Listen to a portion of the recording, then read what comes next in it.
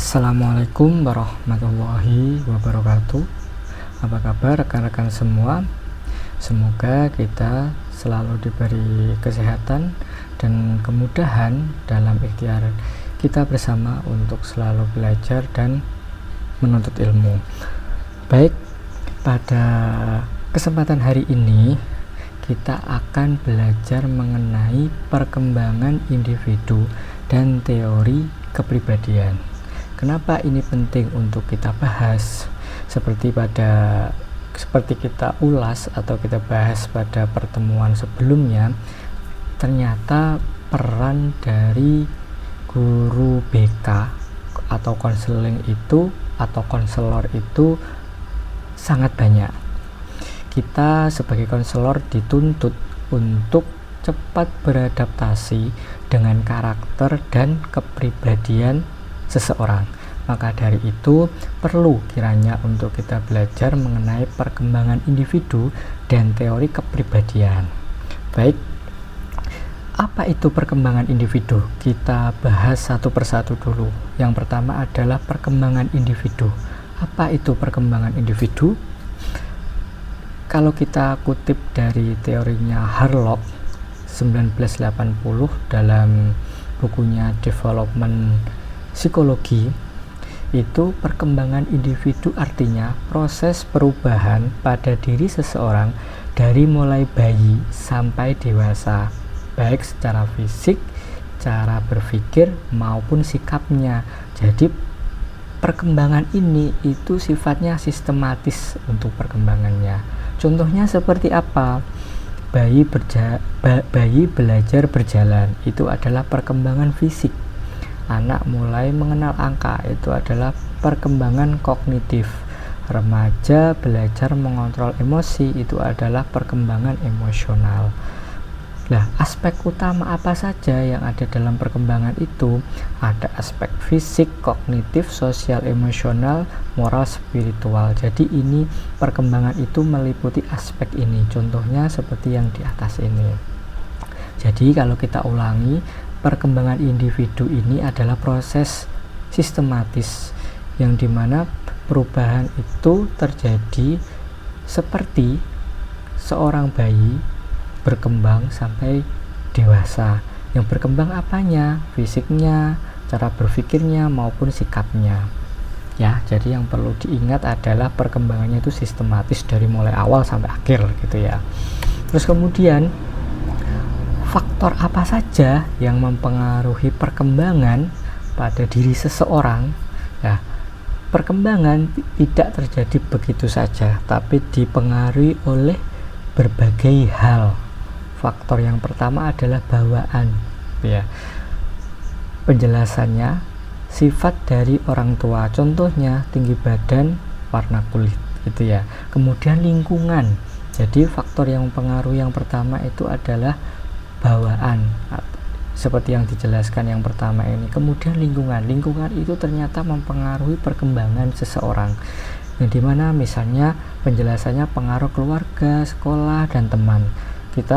Kita tahu ya kalau lingkungan itu sangat mempengaruhi perkembangan baik secara emosional, tingkah laku, cara berpikir itu sangat mempengaruhi. Contohnya seperti apa? Anak jadi disiplin karena dididik dengan aturan. Ya. Kemudian kematangan, kesiapan tubuh mental untuk berkembang. Contohnya anak siap berjalan di usia tertentu, gitu ya. Terus yang terakhir adalah pengalaman, hasil belajar, interaksi. Contohnya belajar berbicara dengan meniru orang tua.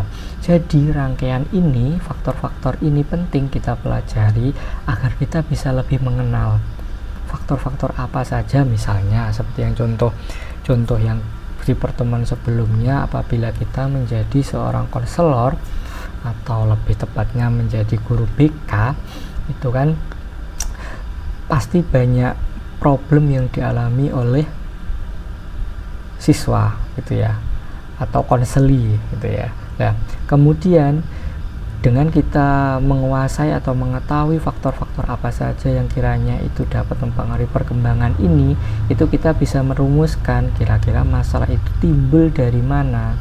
Terus ketika kita sudah bisa merumuskan masalah itu timbul dari mana, itu akan lebih mempermudah kita untuk mencari penyelesaiannya, gitu ya. Kemudian yang kedua adalah tentang kepribadian, gitu ya. Jadi menurut Freud menjelaskan kepribadian itu seperti medan perang antara 3 bagian. Ada namanya ID, ego, dan superego. Penjelasannya seperti apa? ID itu adalah dorongan dasar. Gitu. Contohnya seperti apa? Ini adalah contoh yang sangat sederhana saja agar lebih mudah untuk difahami. Seperti ingin makan mesti belum waktunya. Ini adalah ID, dorongan dasar, gitu ya. Terus kemudian ada namanya ego. Ego itu apa? Penengah antara ID dan kenyataan atau realistisnya. Contohnya menunggu makan karena tahu belum waktunya. Ya, ini adalah penengahnya antara ID ini dengan kenyataannya, gitu ya. Kenyataannya memang belum waktunya, tapi sudah ada keinginan naluri untuk ingin makan, gitu ya. Kemudian ada yang terakhir adalah superego. Suara hati dan nilai moral. Tidak mencuri karena tahu itu salah, gitu ya. Jadi tidak mencuri makanan karena tahu itu salah. Nah, seperti kita ketahui sebenarnya dalam lubuk hati kita itu ada superego ini namanya. Karena apa? Misalnya kita melakukan sesuatu kesalahan itu, walaupun dalam mulut itu kita menyatakan ini tidak salah, tetapi hati, dalam hati atau suara hati dan nilai moral ini secara di bawah alam sadar kita itu tahu bahwa apa yang kita lakukan itu salah. Ya, makanya di sini contohnya tidak mencuri karena tahu itu salah. Semua orang tahu bahwa mencuri itu salah, gitu ya. Walaupun ada pembenaran-pembenaran apa yang mendasari mencuri itu tidak salah, walaupun dalam mulut itu mengatakan bahwa ini alasannya A, B, C, dan D, tapi dalam hati itu tidak bisa kita bohongi, gitu ya. Jadi karena sudah naluri suara hati dan nilai moralnya itu menyatakan bahwa mencuri itu adalah perbuatan salah, makanya tidak dilakukan, harusnya tidak dilakukan. Itu namanya adalah superego. Ya, kepribadian terbentuk dari keseimbangan antara antara keinginan, realita, dan moral. Ya, jadi kepribadian ini terbentuknya kepribadian ini antara keinginan, realita, dan moral. Nah, biasanya kepribadian ini cenderung bermasalah ketika keinginannya itu tidak sesuai dengan realita, apalagi ditambah dengan moral yang kurang baik atau kurang kuat. Nah, gitu ya. Jadi ini adalah harus seimbang antara tiga komponen ini, harus seimbang. Baik, berikutnya adalah teori lain mengenai kepribadian. Ada teori dari Erik Erikson mengenai psikososial. Sebenarnya manusia berkembang melalui 8 tahapan kehidupan, dari mulai bayi hingga lanjut usia.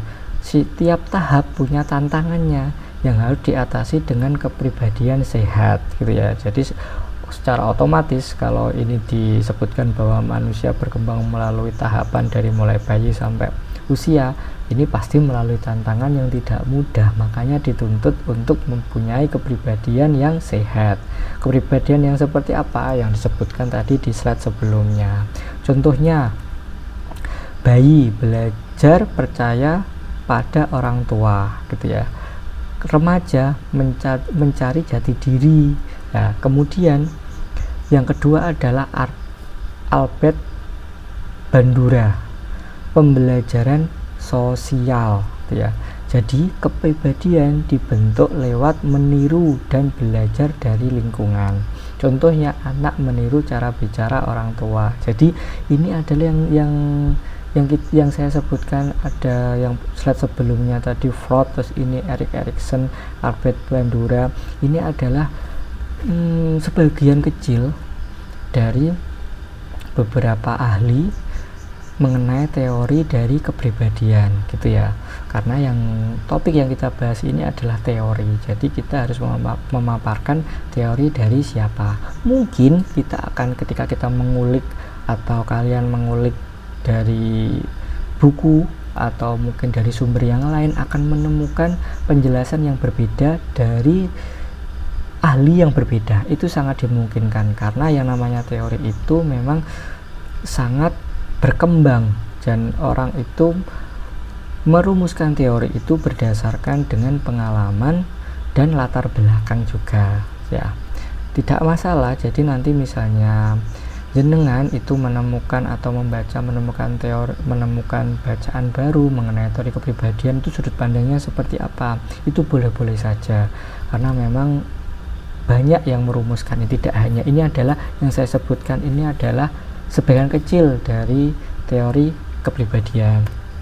Baik, yang terakhir, setiap orang berkembang dari waktu ke waktu secara fisik, mental, dan sosial ya. Jadi perkembangan itu sistematis dan terus berkembang. Yang berkembang apanya? Fisiknya, mentalnya, dan sosialnya. Dan seperti pengaruhnya tadi juga, faktor-faktor yang mempengaruhi juga sudah kita bahas. Kemudian kepribadian terbentuk dari kombinasi antara bawaan dan pengalaman hidup ya. Jadi kepribadian itu terbentuk dari bawaan itu memang karakter sendiri yang dibawa oleh individu masing-masing. Kemudian pengalaman hidup, bisa jadi ketika kita bawaannya itu dari lingkungan yang baik, terus kita mempunyai karakter. Secara umum kita tahu bahwa manusia itu dilahirkan dengan kondisi yang baik semua secara karakter atau keadaan. Cuma terkadang dalam pengalamannya atau berjalannya waktu atau lingkungannya itu yang merubah karakter orang tersebut. Makanya di sini adalah kombinasi yang tadi di slide sebelumnya kita bahas, itu harus seimbang semuanya gitu ya. Terus kemudian teori kepribadian membantu kita memahami perbedaan karakter manusia. Ini seperti yang kita bahas di awal tadi, bahwa tujuan kita membahas ini itu adalah agar kita lebih mengenal dan lebih bisa memahami ternyata karakter orang, karakter manusia, karakter seseorang, karakter individu itu berbeda-beda. Nah, dengan kita mempelajari ini, kita berharap itu kita lebih mudah untuk mengenalinya. Dengan kita lebih mudah mengenalinya, kita akan lebih mudah juga untuk memahami gitu ya. Baik, itu kiranya yang bisa saya sampaikan. Sampai jumpa di pertemuan atau topik pembahasan berikutnya. Kurang lebihnya saya mohon maaf. Semoga apa yang kita pelajari hari ini mendapatkan manfaat untuk kita semua. Sekian dari saya. Wassalamualaikum warahmatullahi wabarakatuh.